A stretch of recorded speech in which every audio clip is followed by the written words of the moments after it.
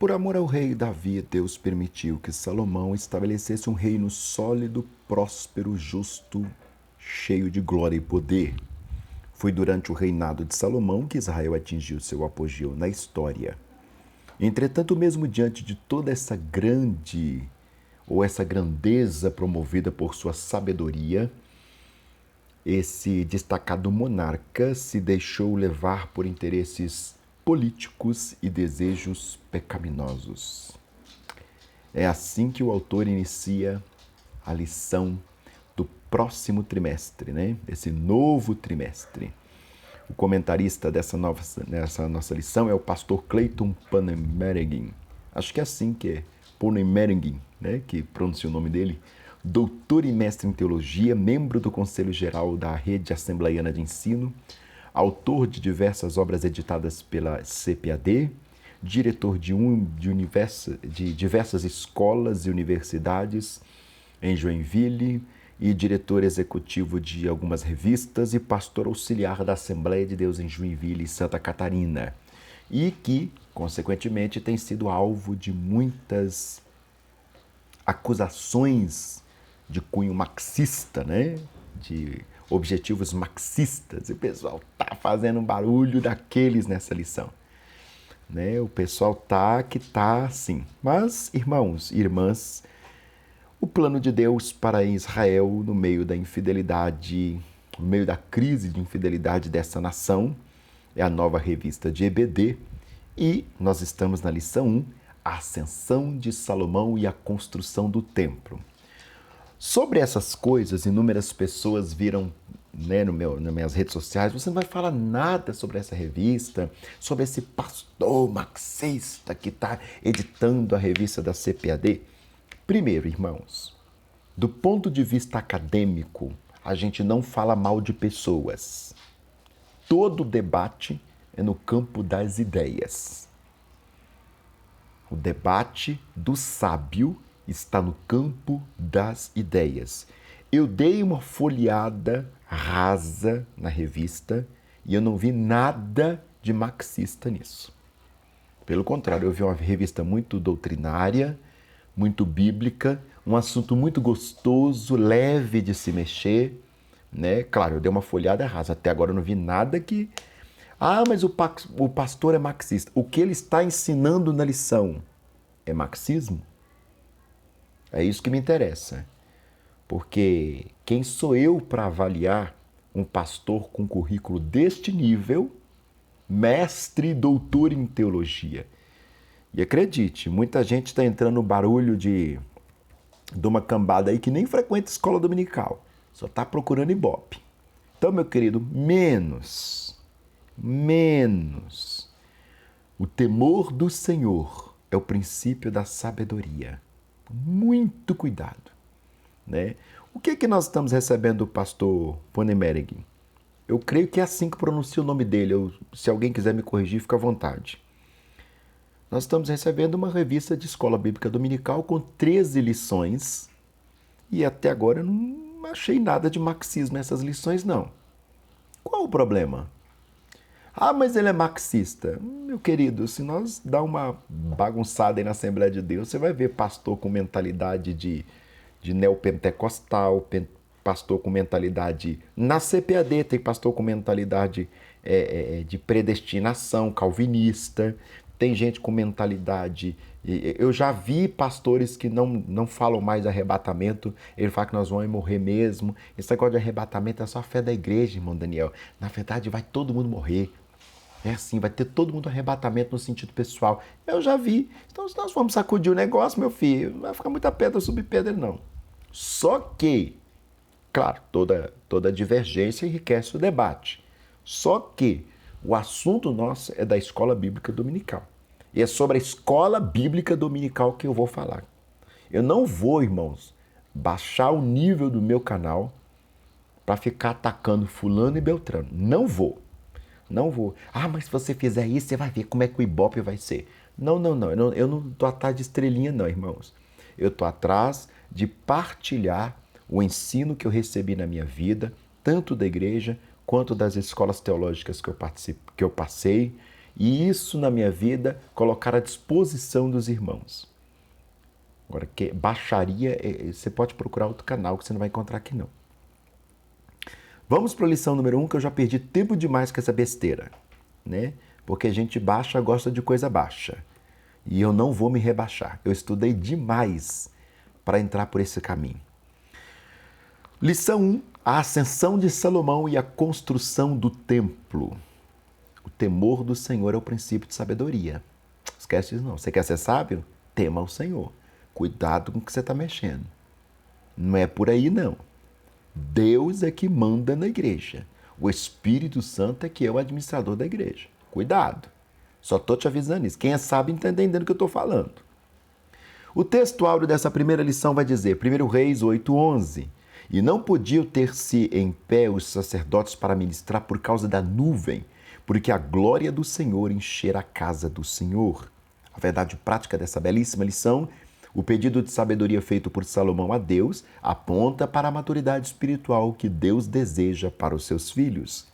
A leitura bíblica em classe, eu não vou ler aqui para o vídeo não ficar tão extenso, mas eu recomendo que você leia, está disponível na sua lição ou na própria Sagrada Escritura, na referência de 1 Reis, capítulo 4, verso 29 ao 34, 1 Reis, capítulo 6, do 1 e depois o verso 11 ao 14. São dois textos que ele vai usar, Reis 4, 1 Reis 4 e 1 Reis 6. Você sabia que na antiguidade, lá na época mais imperial, não existia esse negócio de 1 Samuel, 2 Samuel, 1 Reis, 2 Reis? Só uma informação assim que eu gosto de compartilhar, que a gente vai lembrando da teologia, né? Existia o livro, 1 Samuel era 1 Reis, 2 Samuel era 2 Reis, 1 Reis era 3 Reis e 2 Reis era 4 Reis. Sabia disso? Se você pegar umas bíblias católicas bem antigas, você vai encontrar isso ainda. O segundo livro de Samuel nem fala de Samuel mais, né? Você já notou isso? Então era entendido como 4 livros de reis. O objetivo dessa lição, voltando aqui, é expor a necessidade de permanecer em comunhão com Deus, evidenciar as virtudes de Salomão, destacar o comportamento orgulhoso de Salomão no final da sua vida e apontar os feitos de Salomão. Vamos parar com tanto orgulho, gente.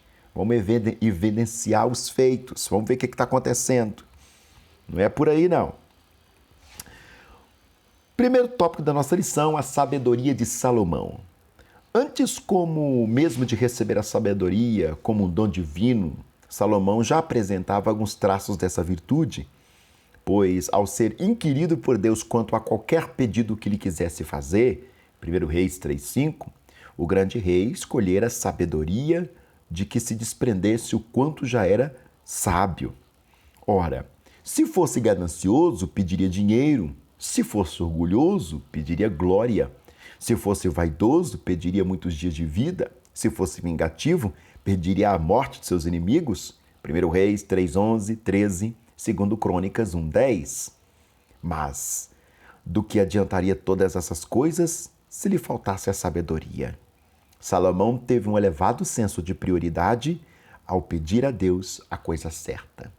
Queridos e queridas, eu penso que o autor já começa a abordar a perspectiva do ensino do ponto de vista daquilo que é mais precioso. Mais do que conhecimento, é necessário nós termos sabedoria. E nada melhor do que a sabedoria de Deus. O autor já aborda o pressuposto em Salomão para receber aquilo que mais tarde seria nele um dom divino. Sabedoria. Ao pedir sabedoria, Salomão se mostrou um homem humilde, e isso pode ser constatado em uma das respostas que deu ao Senhor. Sou ainda menino, pequeno, não sei como sair, nem como entrar. 1 Reis 3, partes B do versículo 7. Significa que ele tinha plena consciência da grandeza da sua tarefa. 1 Reis 3:8, não permitindo que a imponência do seu reinado lhe conduzisse à prepotência. Ao contrário, demonstrou profundo autoconhecimento, o que é peculiar a toda pessoa sábia. Querido, aqui o autor já começa, parece que até profético o que vai acontecer quando essa lição sair. E o autor, tem muita gente se fazendo de sábia, atacando o pastor, fazendo críticas aos posicionamentos do pastor. E ao mesmo tempo, e o que você diz de você mesmo? Eu sempre parto do pressuposto: o sábio debate no campo das ideias. O sábio não debate no campo pessoal. Quem fica falando um contra o outro não é sábio. O sábio debate no campo das ideias. O que eu penso e o que você pensa. Toda vez que eu estou aqui dando aula de escola bíblica dominical nesse canal, eu coloco para vocês, professoras, alunos, coloca aqui embaixo do vídeo a sua perspectiva sobre esse assunto, para a gente ir dialogando. É tão gostoso. Eu nunca censurei vídeo nenhum, gente nenhuma, bloqueei ninguém. Fiquem à vontade para comentar. É claro que o pressuposto parte de uma fundamentação. Olha, eu sou contra isso que você disse por causa disso. Fundamentou, claro. Vamos ouvir. Por que não crescer? Como diz o grande sábio, eu não me envergonho de mudar de ideia. Porque eu não tenho medo de pensar. Vamos pensar, pensa direitinho, E para de atacar os outros. Vamos ver a lição. A proposta do pastor é a lição. Então vamos ver a lição. Tiago escreveu em sua epístola que existe uma falsa sabedoria que se evidencia pela inveja e pelo sentimento faccioso. Essa sabedoria não vem de Deus, mas é terrena, animal e diabólica. Tiago 3,15. É fruto de ciúme, divisionismo, perturbação e obras perversas. Tiago 3,16. No entanto, o apóstolo asseverou que se alguém não tem sabedoria, peça a Deus, que a todos dá liberalmente. Tiago 1,5. As características dessa virtude que tem do alto são pureza, pacificação, prudência, benevolência, misericórdia, bons frutos, imparcialidade e sinceridade. Sinceridade é uma coisa cara nos dias de hoje, Tiago 3,17. É muito caro esse negócio de sinceridade. Eu me lembro que eu estava assistindo o Jô Soares uma vez, eu chegava da escola, das minhas aulas, e aí sentava um pouquinho para ver televisão, eu estava passando o Jô Soares. E uma vez ele fez um comentário que eu guardei ele para mim. As pessoas estão tão acostumadas a ouvir mentiras que quando a gente diz verdade, nós somos taxados como grosseiros. É bem complexo isso, Muito complexo. As pessoas querem ser amassageadas, mesmo que for por hipocrisia. A verdade é inconveniente sempre, É por isso que o nosso Jesus se revela em verdade. E uma coisa que o autor fala aqui na sua primeira parte: a sabedoria que não vem de Deus produz ciúme e divisionismo, perturbação e obras perversas. A lição nem tinha chegado e já tinha Ministério da Assembleia de Deus divulgando nota de parecer que não ia lecionar essa lição. É Deus que está nesse negócio? Porque Deus produz unidade, não divisionismo. É o que está acontecendo, eu vou falar o que está acontecendo. Síntese do tópico primeiro: a virtude deve ser uma marca para o cristão autêntico a partir de uma vida vitoriosa. Desculpa, uma vida virtuosa. Isso aqui não é a lição do Silas Malafaia, É a lição do Pornberg. eu creio que eu estou falando o nome do pastor errado. Perdão, gente. Eu vou ensaiar mais direitinho o nome dele aqui e eu vou tentar falar mais corretamente nas próximas lições. A partir de uma vida virtuosa, os filhos de Deus serão abençoados em tudo o que fizerem. Vida vitoriosa e vida virtuosa são coisas distintas, Uma vida vitoriosa é o resultado de uma vida virtuosa. A síntese do tópico primeiro. É muito interessante. Olha para você ver como é que o autor vai trabalhar de uma forma tão delicada o assunto caro no nosso dia: sabedoria. Tem gente declarando apoios e apoios, de forma cega, sem crítica. E calma, irmãos, calma. Não, irmão Daniel, mas você é marxista? Não sou marxista, pelo contrário, eu sou anti-marxismo. Eu sou anti-marxismo, querido. Não estou defendendo isso não, antes que alguém de repente me acuse desse tipo de coisa, e com certeza vai aparecer algum bocó que vai falar esse tipo de coisa, mas não tem marxismo na minha vida não, eu não concordo com esse tipo de coisa. Mas dentro do pressuposto da proposta do autor, eu não estou vendo marxismo nenhum aqui. Pelo contrário, ele está elevando a escola dominical, depois da lição que nós tivemos no trimestre passado, que falava sobre dons espirituais e ministeriais, a perspectiva da sabedoria, a perspectiva de reino em crise, a perspectiva da saída de Deus, a perspectiva do profetismo que vai aparecer na lição em meio a essas crises, ou seja, a intervenção de Deus diante da questão da nação. E é muito interessante, é muito relevante. Vamos para o segundo tópico, a consolidação do poder. O reinado de Salomão não apenas se tornou amplo em termos territoriais, que nós podemos chamar de geográficos, mas foi firmado e estabelecido em paz e justiça. 1 Reis 4:24. O povo de Judá e Israel tinha tanta fartura e vivia em tão boas condições que podia até festejar e se alegrar. 1 Reis 4:20.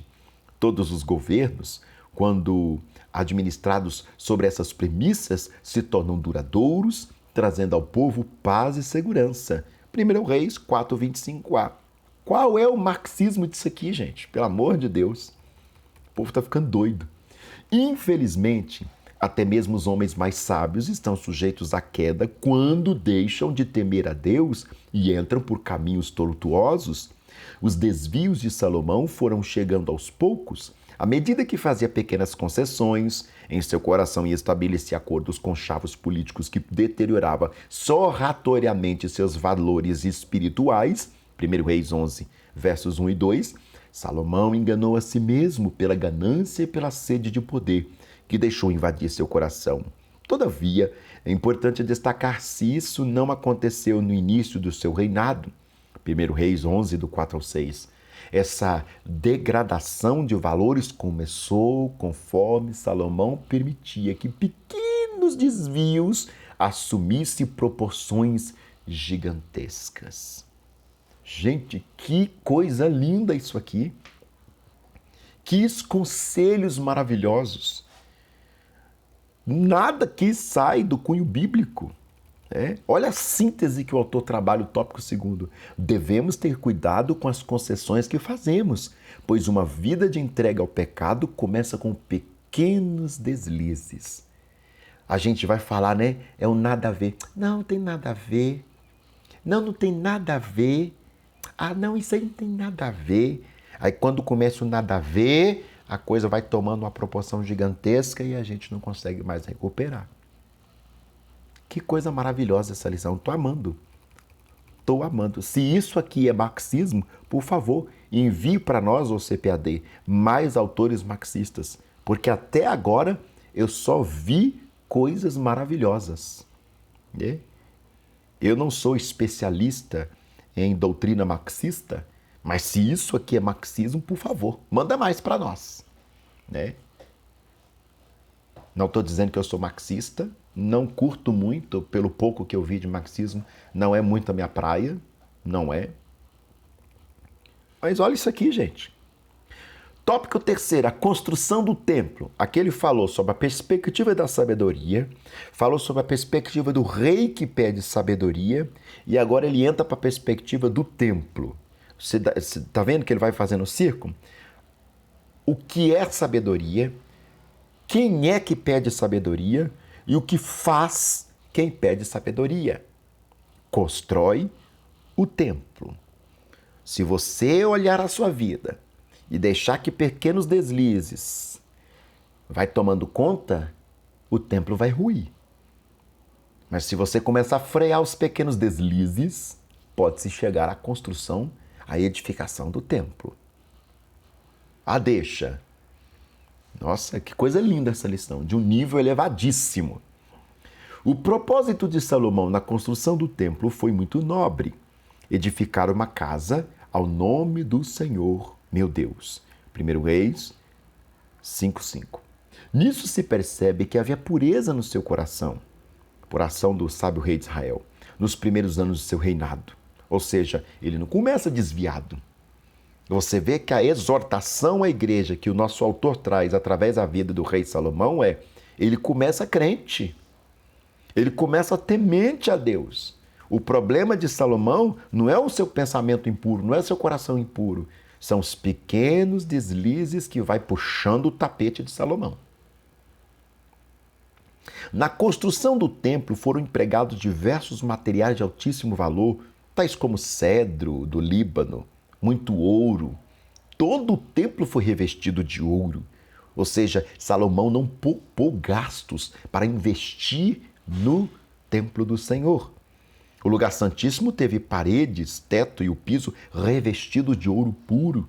1 Reis, capítulo 6, do 20 ao 22. Salomão quis demonstrar seu imenso amor a Deus, edificando-lhe uma morada de altíssima qualidade e excelência.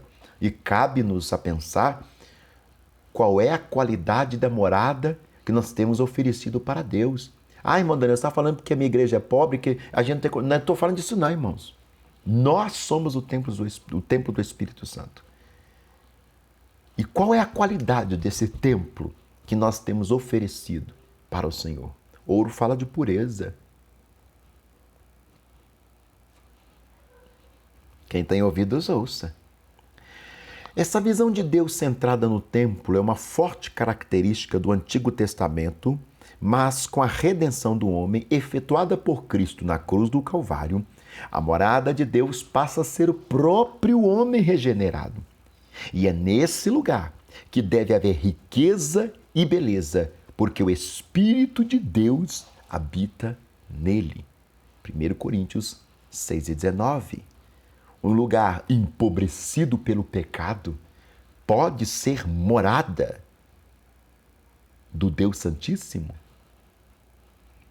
A glória do Senhor se manifestou no templo depois de pronto, em duas ocasiões especiais. A primeira foi quando os sacerdotes levaram a arca para o lugar santíssimo. A glória foi tanta que eles não puderam permanecer de pé para ministrar os serviços sagrados. Confere lá, 1 Reis 8:11, 2 Crônicas 5:14.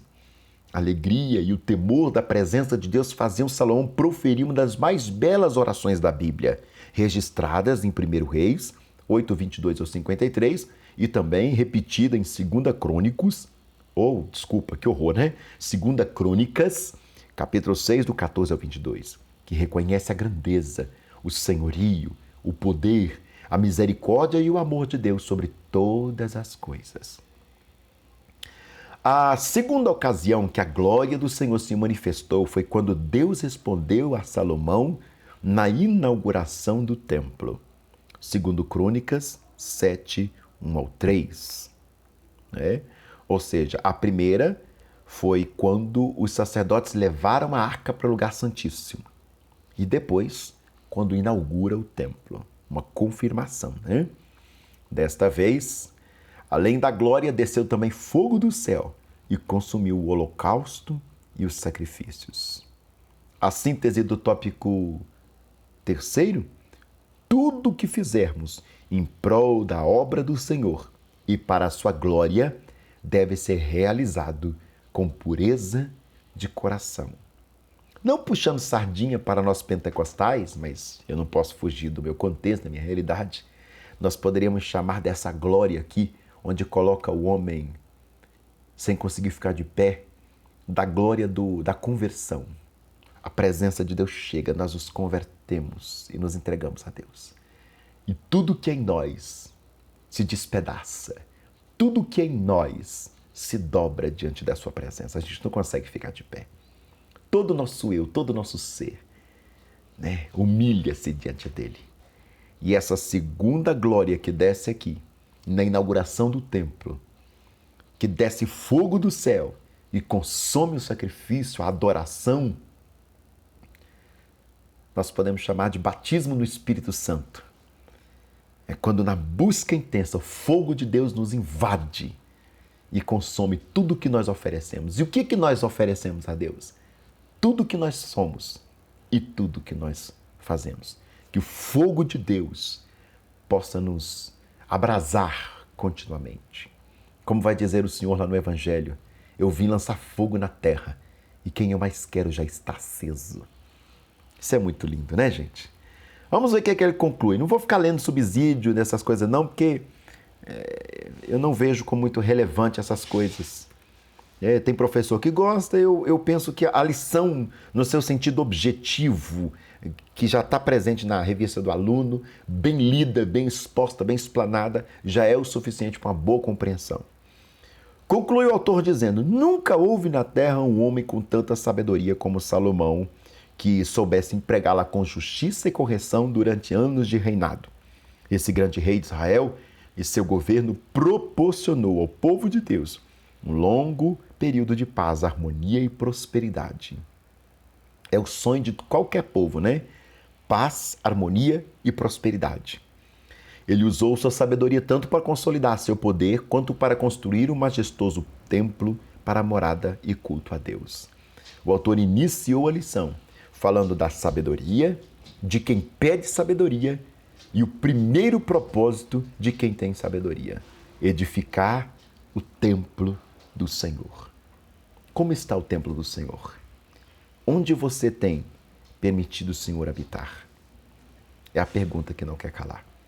Deus abençoe sua vida e que não permita a Ele que caiamos em vaidades e soberbas, mas que o seu templo, chamado aqui, nós, permaneça edificado com muita pureza e glorificado com ouro passado pelo fogo, porque Ele não merece nada menos do que isso. Deus abençoe sua vida. Beijo no coração. Se inscreve aqui no canal, deixa seu like aqui, compartilhe com alguém que está precisando e a sua aula vai ser uma bênção. Beijo!